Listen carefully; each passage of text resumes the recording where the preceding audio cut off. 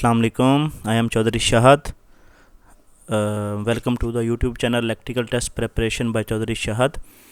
हम आज डिस्कस कर रहे हैं BL Theraja chapter number 7 DC motor का। इसके हमने ऑलरेडी 5 पार्ट डिस्कस कर लिए हैं, जिसमें फ़र्स्ट पार्ट में हमने थ्योरी और इसके इम्पोर्टेंट कॉन्सेप्ट डिस्कस किए थे। तो अगर आपने पहले 5 पार्ट नहीं देखे तो पहले आप पहले 5 पार्ट देखें, ताकि आपको चीज़ों की समझ आए, आपका जो इम्पोर्टेंट कॉन्सेप्ट हैं वो रिवाइज़ हो जाएं। उसके बाद आप इस पार्ट से स्टार्ट कीजिएगा। चलें, जो है वो इस पार्ट से हम MCQs जो है वो स्टार्ट करते हैं। 201 नंबर MCQs है। A DC shunt motor wound motor finds application. जो DC शंट मोटर है वो बेसिकली स्टील रोलिंग मिल्स में यूज़ होती है। 202 number MCQs in DC machine, the field system has to be provided on stator, unlike synchronous machine wherein it could be on any member because तो DC machine में जो field system होता है वो stator में provide किया जाता है, जैसे सिंक्रोनस मशीन में। DC machines are comparatively low rating machine, क्योंकि जो DC मशीन है वो अनलाइक सिंक्रोनस मशीन के सिंक्रोनस मशीन की तरह नहीं होता। जैसे हम सिंक्रोनस मशीन में जो फील्ड अप्लाई करते हैं वो स्ट्रॉन्ग होता है, वो 3 फेज़ AC होता है स्टेटर में, ठीक है। लेकिन हम जो DC मशीन में फील्ड देते हैं वो छोटा सा मतलब एक सप्लाई देते हैं। बेसिकली उसमें जो फील्ड होता है वो आम तौर पे 0.1 एम्पेयर 1.2 एम्पेयर का फील्ड करंट लेता है, ठीक है। उसने बोला है कि हम सिंक्रोनस मोटर की तरह उसका फील्ड स्ट्रॉन्ग क्यों नहीं बनाते DC मशीन का। उसकी रीज़न क्या होती है? DC machines are comparatively low rating machine, क्योंकि जो DC मशीन होती है इनकी रेटिंग लो होती है और सिंक्रोनस मशीन की जो रेटिंग होती है वो बहुत ज़्यादा हाई होती है। इसलिए सिंक्रोनस मशीन का जो स्टेटर का जो फील्ड होता है वो बहुत ज़्यादा स्ट्रॉन्ग होता है, उसको उस पर हम 3 फेज़ AC अप्लाई करते हैं। 203 है इन DC generator operating on load with its brushes on geometric neutral axis the GNA, the magnetic neutral axis MN is shifted in the direction of rotation. Now if the brushes are given a lead of 90 electrical degree, then magnetic neutral axis जो magnetic neutral axis are coincide with the geometric neutral axis. Then MCQs number है 208 on direct online starter. DC motor is found to rotate in the direction opposite to that for which it was designed. The motor is अगर उसने direct online starter से जो motor को start किया है, motor जो है वो अपोजिट डायरेक्शन में जो है वो स्टार्ट हुई है।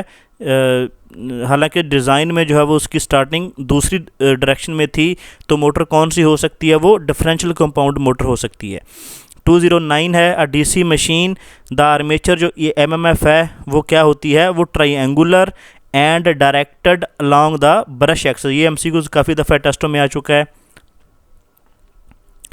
MMF बेसिकली जो जैसे हम इलेक्ट्रिकल सर्किट में जो काम वोल्टेज करता है, उसी तरह वो काम मैग्नेटिक सर्किट में MMF करती है। MMF is equal to the voltage. 211 number MCQs है shunt motor is running at its rated speed on rated load. If the field circuit gets suddenly open the motor will draw very high armature current but will it continue to drive the load at the reduce speed. अगर उसकी जो है वो field circuit open हो गया तो जो motor है वो हाई आर्मेचर करंट ड्रॉ करेगी और वो सेम स्पीड थोड़ा सा कम स्पीड के साथ लोड को चलाती रहेगी। 212 नंबर MCQs है when starting differentially connected compound motor it is desirable to short circuit the series field winding to. क्योंकि हम जो डिफरेंशियल कंपाउंड मोटर है उसमें डिज़ायरेबल होता है कि हम उसकी सीरीज़ फील्ड को इनिशियली शॉर्ट कर देते हैं। किस लिए? To avoid the excessive starting speed. क्योंकि आपको जैसे पता है कि जो डिफरेंशियल कंपाउंड मोटर में जो मेन फ्लक्स है वो डिफरेंस से बनता है, ठीक है। जैसे ये डिफरेंशियल कंपाउंड मोटर है तो इसका जो मेन फ्लक्स बन रहा है वो बन रहा है डिफरेंस के साथ, ठीक है। स्टार्टिंग में वो क्या करते हैं कि इसका जो सीरीज़ फील्ड है वो कर देते हैं, शॉर्ट सर्किट कर देते हैं, उससे जो उसका जो फ्लक्स होता है वो इंक्रीज़ हो जाता है। इसलिए जो है वो डिफरेंशियल कंपाउंड मोटर है वो हाई स्पीड के साथ स्टार्ट नहीं होती, क्योंकि फ्लक्स ज़्यादा होता है और उसकी स्पीड जो है वो स्लो हो जाती है। To avoid the excessive starting speed. 213 number MCQ in loader DC generator if the brush are given a shift from interpole axis in the direction of rotation, then the commutation will, अगर उसने जो है उसका interpolar axis shift कर दिया direction of rotation में, तो क्या होगा, उसके जो कम्यूटेशन होगी वो डिटोरियोरेट होगी, बेसिकली उसमें फ्लैशिंग होगी with the fall of terminal voltage, उसके वजह से जो वोल्टेज ड्रॉप ज़्यादा होगा और उसके जो टर्मिनल वोल्टेज हैं वो भी ड्रॉप हो जाएंगे। 215 नंबर MCQs है, the series winding of cumulative compound DC motor is short circuited while driving a load at rated torque, the result उसकी जो increase in both armature current as well as the motor speed, क्योंकि cumulative compound motor है, cumulative compound motor में क्या होगा कि अगर उसने उसकी सीरीज़ फील्ड शॉर्ट सर्किट कर दी तो उसका जो मेन फ्लक्स है वो डिक्रीज़ हो जाएगा, जिसकी वजह से मोटर की स्पीड क्या होगी, इंक्रीज़ हो जाएगी। एक तो उसका आर्मेचर करंट इंक्रीज़ होगा as well as motor speed भी उसकी इंक्रीज़ हो जाएगी। 217 नंबर MCQs है, which of the following statement for a DC machine which is provided with the interpole winding as well as compensating winding is correct, क्योंकि उसकी जो both statement कौन सी करेक्ट होगी, both interpole winding and compensating winding are connected in series with the armature winding. जैसे मैंने आपको बताया था कि जो इंटरपोल वाइंडिंग है और कंपनसेटिंग वाइंडिंग है वो दोनों आर्मेचर रिएक्शन को कंपनसेट करने के लिए लगाई जाती हैं। 218 number MCQ the differential compound DC motor with interpoles and with brushes on the neutral axis is to be driven as a generator in the same direction with the same polarity of terminal voltage, it will when the cumulative compound generator without reversing the interpole coil connection. वो जो differential compound motor है वो cumulative compound generator बन जाएगी अगर उसकी जो power है वो रिवर्स हो गई तो। 223 नंबर MCQs है, the law of electromagnetic induction, Faraday law and Lenz's law are summarise in the following equation, तो E is equal to minus voltage equal to minus d∅/dt, C option. 226 number MCQ the compensating winding in a DC machine जो होती है वो located in pole shoes for avoiding the flash over in the commutator surface. जो compensating winding है ये पोल shoes में लगाई जाती है ताकि जो आर्मेचर रिएक्शन है उसको ख़त्म करके जो फ्लैश ओवर होगा कम्यूटेटर पे उसको ख़त्म किया जा सके।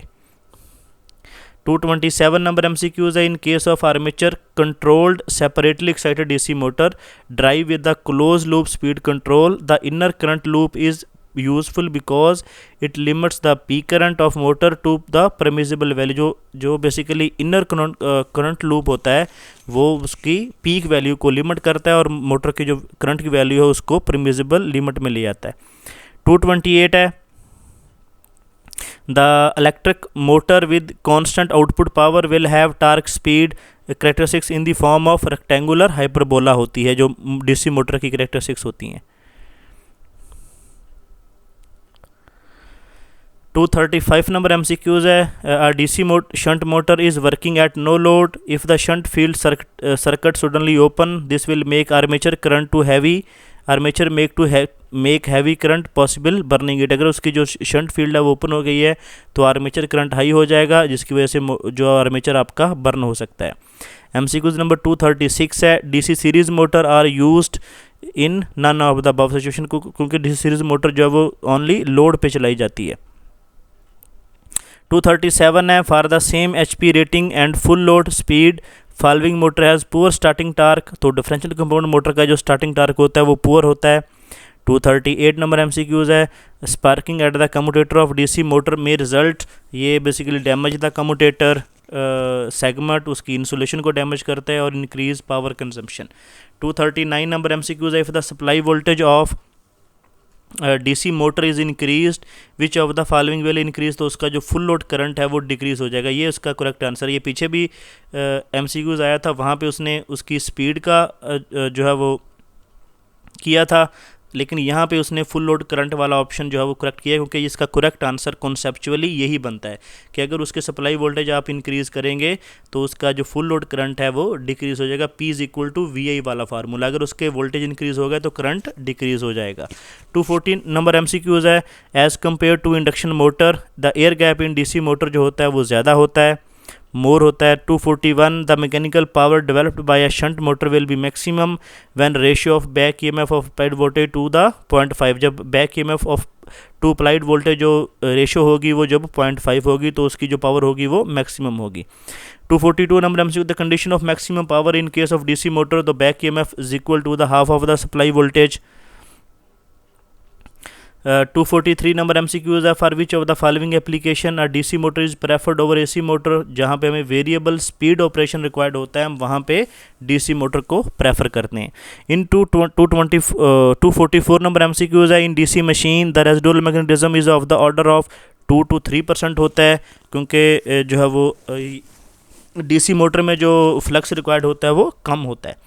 245 नंबर MCQs है, TA is a torque and IA is armature current of DC motor, then which of the following relation is valid before saturation। तो DC सीरीज मोटर में torque is directly proportional to armature current के square के। 246 number MCQs है, which DC motor is generally preferred for crane and hoist. ये series motor होती है। 247 number MCQs है, 3 point starter can be used for. ये both shunt और compound motor दोनों के लिए इस्तेमाल होता है। 248 नंबर MCQs है, sparking is discouraged in DC motor because. ये कम्यूटेटर जो होते हैं वो डैमेज हो जाते हैं स्पार्किंग से। 249 नंबर MCQs है, speed control by ward-linear method gave uniform speed variation in both direction. क्योंकि ये जो वार्ड-लीनियर कंट्रोल मेथड है ये स्पीड कंट्रोल देता है दोनों तरफ, बोथ साइड पे। 250 नंबर MCQs है, fly wheel is use in DC compound motor to reduce the peak demand by the motor. Compound motor will have to be cumulative compound को cumulative compound के साथ हम फ्लाई व्हील लगा देते हैं, जिसकी वजह से जब उसकी जो पावर होती है वो स्मूथ हो जाती है, टार्क उसका स्मूथ हो जाता है। 251 नंबर MCQs है, following motor is used where high starting torque and wide speed range control is required. तो वहाँ पे हम डीसी मोटर यूज़ करते हैं क्योंकि इसमें हमें स्पीड कंट्रोल मिल जाता है। 252 number MCQs in differential compound DC motor if shunt field suddenly open, तो motor will first stop and then run in opposite direction as a series motor. 253 number MCQs है, which of the following motor has poorest speed regulation. तो series motor है, इसकी speed regulation सबसे poor है क्योंकि इसकी जो स्पीड होती है वो लोड पे डिपेंड करती है। उसकी रीज़न क्या होती है कि इसका जो फील्ड करंट है वो लोड करंट के इक्वल होता है। तो जैसे जैसे लोड चेंज होता है फील्ड करंट चेंज होता है, तो फील्ड करंट चेंज होने से इसकी स्पीड भी चेंज होती रहती है, तो इसलिए इसकी जो स्पीड होती है, स्पीड रेगुलेशन है वो पुअरेस्ट है। 254 नंबर MCQs है, buses train trolley host crane required high starting torque and therefore make use of. तो आपको पता है कि जब भी हाई स्टार्टिंग टार्क होता है वहाँ पे डीसी सीरीज मोटर यूज़ होती है। जहाँ पे हमें कांस्टेंट स्पीड चाहिए होती है वहाँ पे हम शंट मोटर यूज़ करते हैं। 255 है, as the load is increased the speed of the DC shunt motor will reduce slightly. 256 number MCQs, the armature torque of DC shunt motor is proportional to. ये आपका आर्मेचर करंट के proportional होता है क्योंकि armature torque is directly proportional to the armature current in DC shunt motor, लेकिन series motor में armature current के square के डायरेक्टली प्रोपोर्शनल है। 257 नंबर MCQs है, which of the following method of speed control DC machine will offer minimum efficiency. तो वो आपका armature control method है, इसमें जो आपकी एफिशिएंसी होती है वो मिनिमम होती है।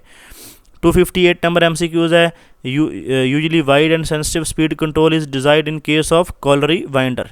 259 नंबर MCQs है, the speed of motor falls from 1100 RPM at no load to 1050 RPM at rated load. The speed regulation of the motor, ये वही no load speed minus full load speed over full load speed, तो इसकी जो regulation होगी वो 4.76% होगी।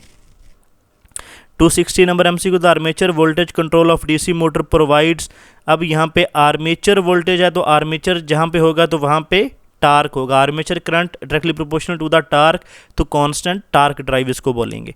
261 number MCQs, the speed regulation of DC motor is no load speed minus full load speed over full load speed. ये basically relation है जो कि 259 नंबर MCQs में यूज़ होगा। 262 नंबर MCQs है, there is a no back EMF at the instant of starting of DC motor in order to prevent heavy current from flowing through the armature circuit.